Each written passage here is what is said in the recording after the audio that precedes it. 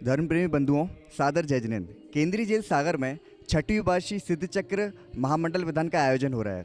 आज हमारे साथ मानव अधिकार आयोग के आईजी श्री अशोक गोयल जी हमारे साथ हैं। आइए उनसे चर्चा करते हैं। सर, लगातार छठवीं बार ये आयोजन हो रहा है यहाँ पर। कैसी ऐसी स्थिरता आपने किसी और जेल में भी देखी है क्या? नहीं, मेरे द्वारा अभी तक तो नहीं देखी गई, लेकिन मैं कई कई प्रोग्रामों के अंदर जेलों में गया हूँ और कई सामाजिक संस्थाओं द्वारा कई कार्यक्रम कराए गए हैं। ये सामाजिक रूप से जो है वो पहली बार द्वारा देखा गया है मेरी। सर, मैंने आपका वक्तव्य सुना, आपने बोला था कि कैदियों के भले के लिए उनकी ज़िंदगी बदले, उनमें सकारात्मक परिवर्तन आए। इस पर आपने अपने भाव प्रकट किए थे। तो संक्षिप्त में आप बताएंगे कि इसमें सबसे अधिक आवश्यक क्या है? मेरा सोच उसके पीछे ये है कि हर कैदी को कोई ये नहीं कहा जा सकता, कैदी वर्ड यूज मैं नहीं करता। मैं भारत का एक भारतीय पुलिस सर्विस का एक अधिकारी हूँ।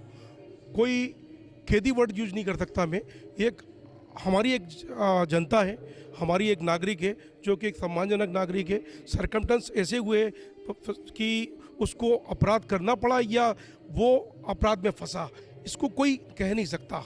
तो मेरी स्थिति ये है कि जब अगर वो जेल में आ चुका है तो उसको निश्चित रूप से उसका अध्ययन किया जाना चाहिए। इसके ऊपर एक अध्ययन अधिकारी बैठना चाहिए जो कि एक अध्ययन करे और प्रत्येक व्यक्ति की एक स्टोरी बने कि उसके अंदर उसने क्या किया था और वो क्या कहता है।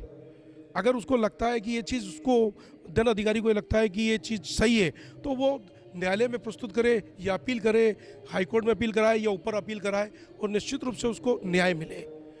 और भारत का संविधान स्पष्ट कहता है कि 100 लोग छूट जाए लेकिन एक गलत व्यक्ति नहीं फंसना चाहिए, तो होना चाहिए। ये तो चाहूँगा मैं, एक इस पहलू से।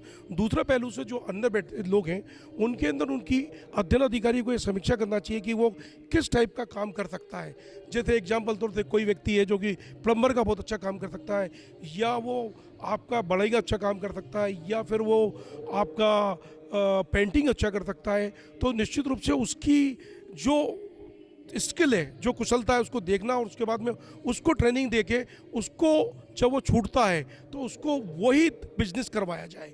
अगर इस चीज़ को वो अध्ययन अधिकारी हमारा देखेगा और करेगा तो निश्चित रूप से हमारे यहाँ पर अपराध में कमी आएगी। और जो अगर अपराध किया है तो निश्चित रूप से वो बिजनेस करेगा और उसके बाद में उसकी सरसबता आएगी, मतलब वो पैसा कमाएगा तो निश्चित रूप से उस अपराध से दूर हो जाएगा। और अंततः हमारे समाज को, हमारे भारत को एक बिना अपराध किया हुआ एक हिंदुस्तान मिलेगा। बहुत बहुत सुंदर विचार है सर आपके। सर, आचार्य की कल्पना से, उनके आशीर्वाद से ये हथकरघा जो आप देख रहे हैं, भी आपने इसका पूरा आपने घूमा, आपने देखा, तो कैसा लगा आपको? और देखकर आपको क्या लगता है कि ऐसे आयोजन किसी और जेल में भी हम कर सकते हैं क्या इस तरह के? बिल्कुल किया जाना चाहिए। मेरी तो सोच उसके पीछे ये है कि समाज के, हर तरह के समाज के, चाहे वो मुसलमान हो, चाहे वो आपके सिख हो, चाहे वो ईसाई हो, चाहे वो पारसी हो, उनके जो संत समाज जिसको बोलते हैं, चाहे वो मंदिर हो, चाहे महामंडलेश्वर हो, इनको कार्यक्रम कराना चाहिए। और ये लगता है कि उनको प्रवचन देना चाहिए और हमारे समाज को उत्थान करने के लिए उनका ये कार्यक्रम नितांत ही आवश्यक है। बहुत बढ़िया सर, आपके विचारों को देखकर लगता है कि अगर आपकी सोच लागू की जाए तो जो अपराध हैं वो भी कम होंगे और जो अपराधी हैं उनमें भी सकारात्मक परिवर्तन आएगा।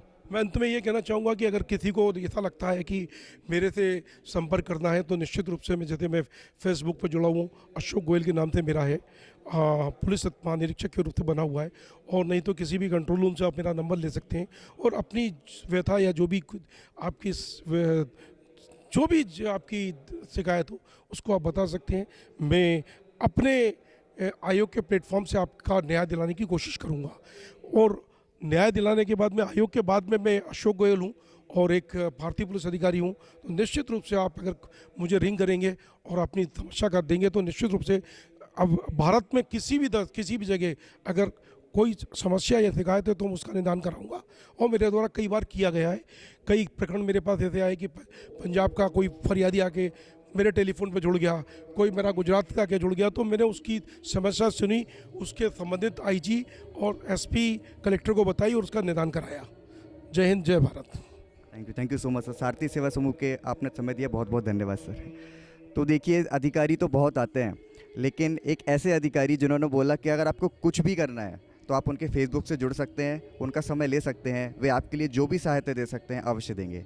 सारथी सेवा समूह से जुड़ने के लिए बहुत बहुत धन्यवाद। जय जिनेंद्र।